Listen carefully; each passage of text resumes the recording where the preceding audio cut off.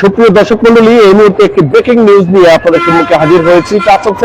সিলেট এবং সিলেটি চ্যানেলের লাইভে যারা যুক্ত আছেন আপনাদেরকে জানিয়ে রাখতে চাচ্ছি, সিলেটে আসছেন তারেক রহমান এবং সিলেটের ঐতিহ্যবাহী আলিয়া মাদ্রাসা মাঠে বিশাল এক জনসভায় তিনি দানের শীষের প্রতীকে যারা সিলেটের ৬টি আসনের পদের প্রার্থী রয়েছেন সেই সব প্রার্থীদেরকে সিলেটের ভোটারদের কাছে পরিচিতি করে দেবেন। আমরা সেই সংবাদটুকু জানিয়ে দেওয়ার চেষ্টা করছি। অবশ্যই আপনারা আমাদের লাইভটুকু শেয়ার দিয়ে অন্যদেরকে দেখার সুযোগ করে দিবেন। ত্রয়োদশ জাতীয় সংসদ নির্বাচনকে সামনে রেখে দীর্ঘ প্রস্তুতির পর আনুষ্ঠানিক নির্বাচনী মাঠে নামতে যাচ্ছে বাংলাদেশ জাতীয়বাদী দল বিএনপি। প্রতীক বরাদ্দের পরপরই দেশব্যাপী প্রচারণা শুরুর সিদ্ধান্ত নিয়েছে দলটি।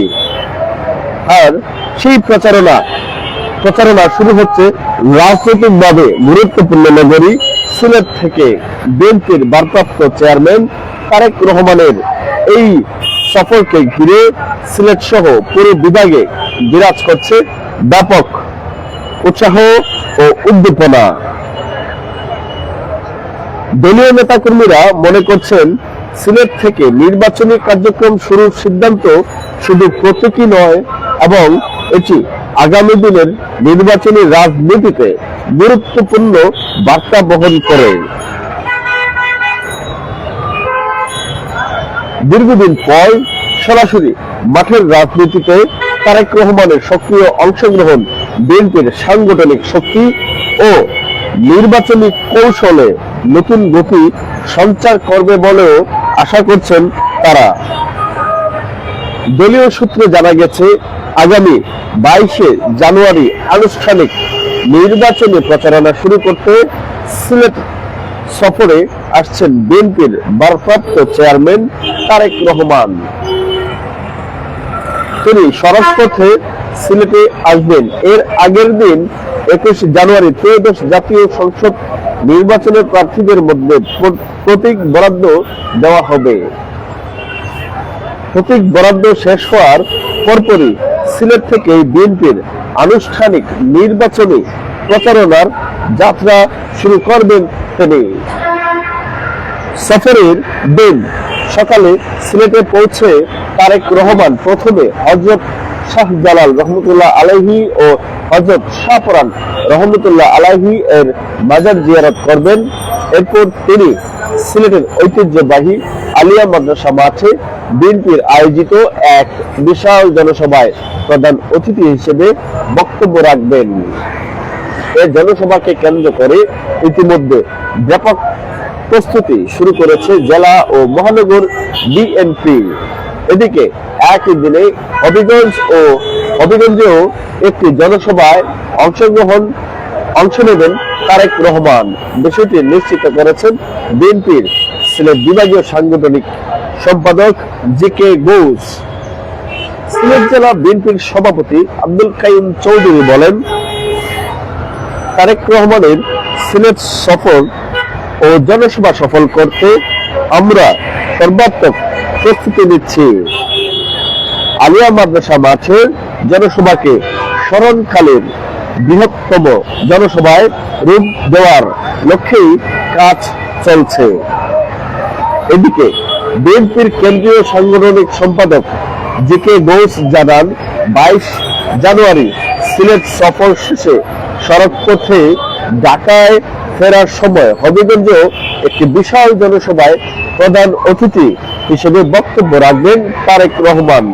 জনসভাকে সফল করতে এখন থেকে তৃণমূল পর্যায়ে প্রচারণা জোরদার করার নির্দেশ দেওয়া হয়েছে। তিনি বলেন, আমরা এমন একটি জনসভা আয়োজন করতে চাই যা হবিগঞ্জের রাজনৈতিক ইতিহাসে আগে কখনো দেখা যায়নি। একই সঙ্গে নেতাকর্মীদের ঐক্যবদ্ধ থেকে মাঠে সক্রিয় ভূমিকা রাখার আহ্বান জানান তিনি।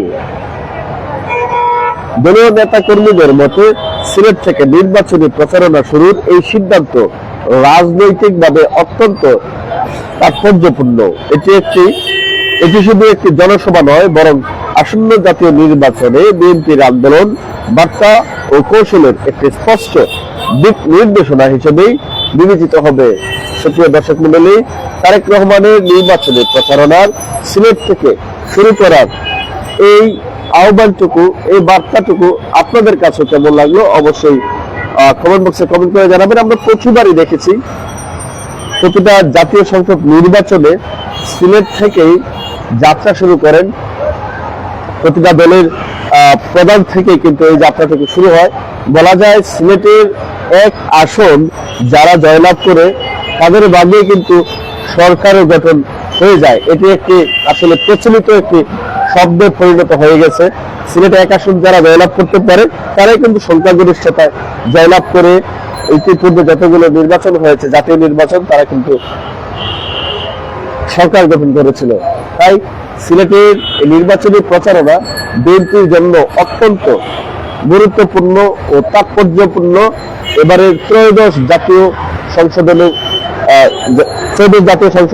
নির্বাচনের ক্ষেত্রে আমরা দেখতে পাচ্ছি শাহজাদি ইসফা কমেন্ট করেছেন আসবেন 22শে জানুয়ারি 2026 এবং 21 তারিখ সকল যে মার্কাগুলো আছে সেগুলো কিন্তু নির্বাচিত করে দেওয়া হবে নির্বাচন কমিশন থেকে, এবং 22 তারিখ থেকে কিন্তু নির্বাচনী প্রচারণা কিন্তু দামাদল ভাবে শুরু হবে এবং বিএনপি সেটা কিন্তু তারেক রহমানের হাত ধরে সিলেট থেকে কিন্তু শুরু করবে নির্বাচনী প্রচারণা।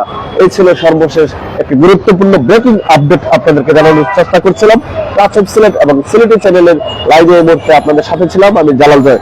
আপনাদেরকে ধন্যবাদ জানিয়ে বিদায় নিচ্ছি। দেখা হবে পরবর্তী লাইভে পরবর্তী কোনো ব্রেকিং আপডেট নিয়ে। সে পর্যন্ত সবাই ভালো থাকবেন, সুস্থ থাকবেন। আল্লাহ হাফেজ।